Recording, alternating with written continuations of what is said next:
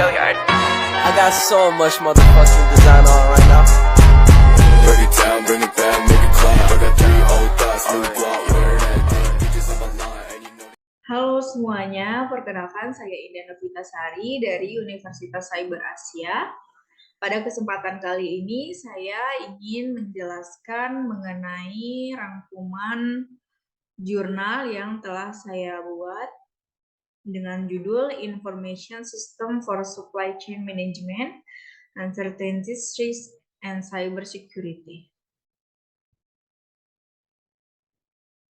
Supply Chain Management (SCM) adalah pengaturan, perencanaan, pengendalian, dan realisasi aliran produk mulai dari perencanaan dan pembelian melalui produksi dan distribusi ke konsumen akhir sesuai dengan kebutuhan pasar untuk efektivitas biaya.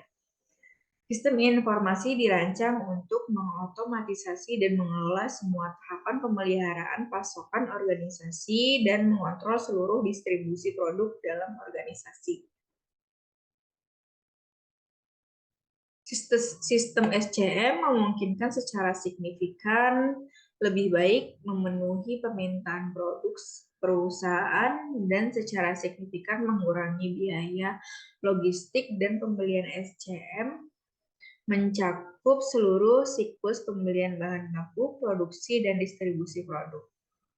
6 fokus utama manajemen rantai pasokan. Yang pertama, produksi, kedua, persediaan, ketiga, lokasi, keempat, inventaris gudang, kelima, transportasi, dan keenam, informasi. Berikut ini adalah alur proses supply chain management. Selanjutnya, pengumpulan data. Data dikumpulkan dari berbagai sumber seperti yang pertama transaksi penjualan, kedua inventaris, ketiga preferensi pelanggan, tren pasar, dan yang terakhir data eksternal yang merupakan data demografis dan data dari media sosial untuk mendapatkan wawasan yang lebih lengkap mengenai pelanggan dan tren pasar. Tugas-tugas SCM meliputi yang pertama optimalisasi tingkat layanan, kedua pengurangan persediaan pada siklus produksi, ketiga peningkatan produktivitas gudang, keempat, peningkatan profitabilitas perusahaan, dan yang terakhir, pengendalian proses produksi. Menurut AMR Research dan Forrester Research, penerapan teknologi SCM memungkinkan perusahaan memperoleh keunggulan kompetitif seperti mengurangi biaya dan waktu pemrosesan pesanan sebesar 20 hingga 40%, dan mengurangi biaya pembelian sebesar 5-15%, mengurangi waktu ke pasar sebesar 15-30%, mengurangi persediaan gudang sebesar 20-40%, mengurangi biaya produksi sebesar 5-15%, dan yang terakhir meningkatkan keuntungan sebesar 5-15%. Penerapan teknologi informasi pada supply chain management akan membantu dalam pemilihan keputusan yang lebih tepat, karena kekuatan analitis pada komputer akan menunjang pengambilan keputusan. Teknologi informasi dalam supply chain management terdapat 2 perspektif. Yang pertama adalah perspektif teknis yang meliputi penciptaan dan penyebaran. Selanjutnya, perspektif dari segi manajerial, yaitu minimize risk, reduce cost, dan menciptakan value. Perspektif teknis atau fungsi penciptaan. Yang pertama, teknologi informasi harus mampu menjadi medium atau sarana dalam mengubah fakta-fakta atau kejadian sehari-hari yang dijumpai dalam bisnis perusahaan ke dalam format data kuantitatif.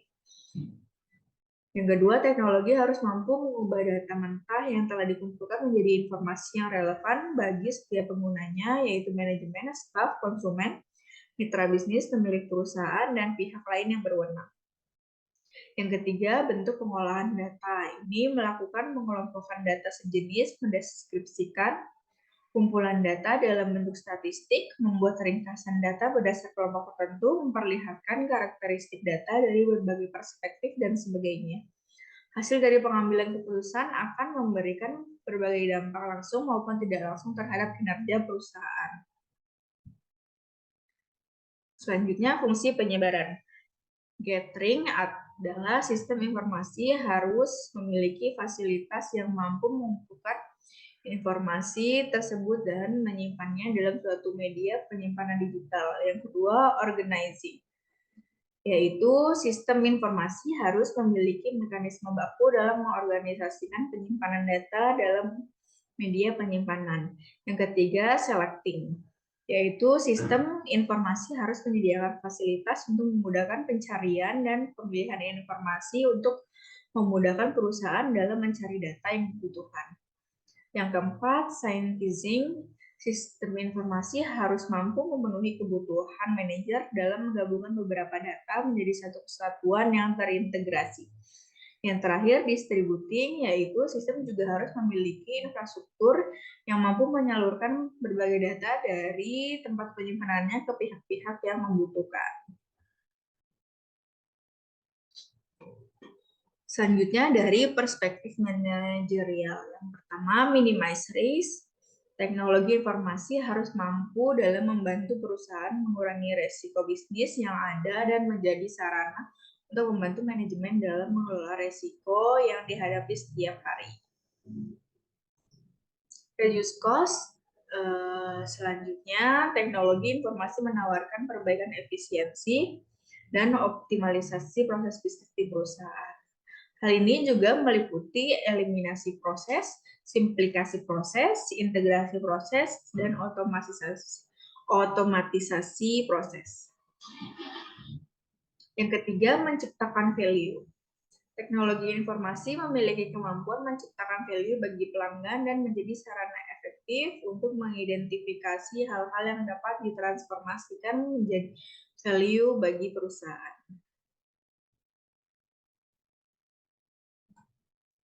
Jenis kerentanan.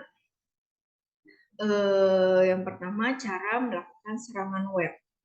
Saat ini, spesialis keamanan informasi menggunakan server proxy saat memindai konten untuk mengidentifikasi potensi ancaman yang menjadi infrastruktur internet yang rentan atau kelemahan jaringan yang memungkinkan peretas mendapat akses tidak sah ke manajemen rantai pasokan, menembusnya, dan melakukan kampanye mereka.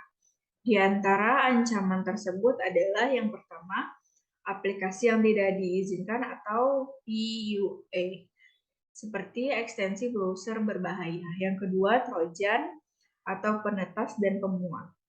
Yang ketiga, tautan ke spam web dan iklan penipuan. Yang keempat, kerentanan browser seperti JavaScript dan mesin rendering grafis. Yang terakhir, pengalihan browser, clickjacking, dan metode lain yang digunakan untuk mengarahkan pengguna ke konten web penipuan. Jenis kerentanan selanjutnya adalah yang paling umum digunakan peretas dari November 2017 hingga Mei 2018. Daftar yang diberikan berisi sejumlah metode yang paling andal dan hemat biaya untuk membahayakan sejumlah besar pengguna manajemen rantai pasokan. Ini yang paling sering digunakan dari peringkat pertama hingga yang paling jarang digunakan.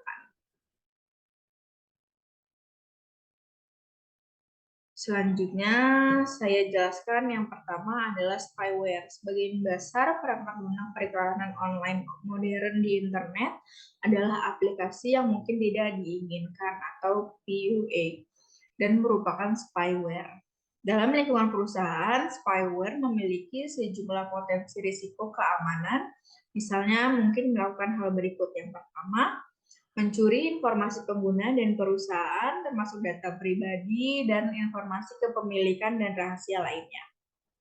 Yang kedua, mengurangi keefektifan perangkat keamanan dengan mengubah konfigurasi dan pengaturannya, menginstal perangkat lunak tambahan, dan menyediakan akses ke pihak ketiga. Spyware ini juga berpotensi mengeksekusi kode sewenang-wenang dari jarak jauh pada perangkat, memungkinkan peretas untuk sepenuhnya mengontrol perangkat.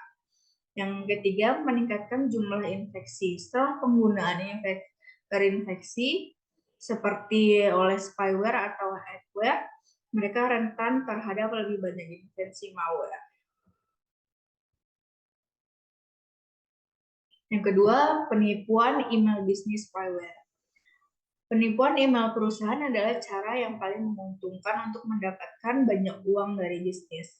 Dalam versi yang paling sederhana, spam email bisnis mencakup pengiriman email ke karyawan Departemen Keuangan yang biasanya pakai data palsu dari karyawan lain yang dapat mengirim dana melalui transfer bank.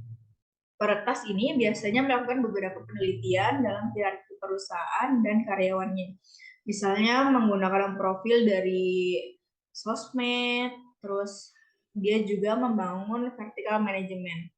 Ini mungkin surat dari CEO bentuknya atau manajer puncak lainnya yang memintanya untuk mentransfer pembayaran non-tunai ke calon mitra, bisnis, atau pemasok.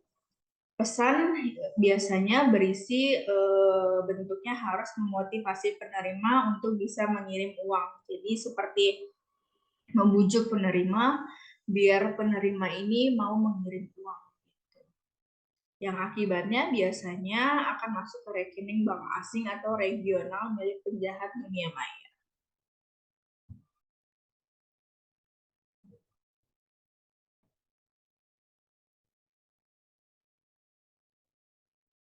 Cara melakukan serangan layanan, yang pertama layanan DevOps. Layanan seperti layanan ini seringkali rentan karena tidak diterapkan dengan benar atau sengaja dibiarkan terbuka untuk memfasilitasi akses oleh pengguna yang sah. iCloud atau teknologi awan. Cloud adalah area baru bagi para peretas yang secara aktif menjelajahinya untuk mendapatkan potensi serangan baru. Peretas biasanya menyadari bahwa sistem cloud sangat penting bagi banyak manajemen pasokan web. Mereka juga menyadari bahwa mereka dapat membobol sistem perusahaan lebih cepat jika mereka dapat membobol sistem cloud.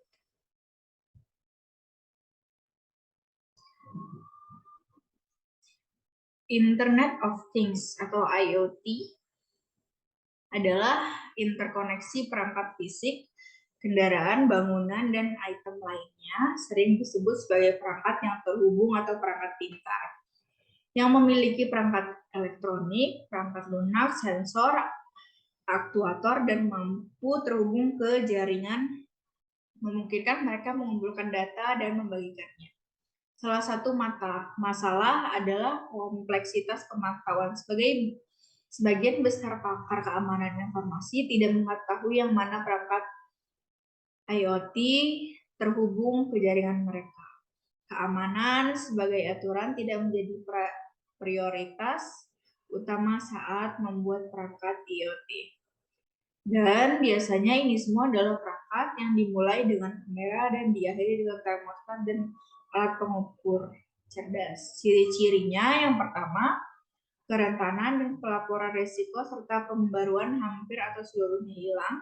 Yang kedua, peluncuran dilakukan pada arsitektur khusus. Yang ketiga, adanya aplikasi non-update atau deprecated yang memiliki vulnerabilities, misalnya Windows XP fixing jarang digunakan.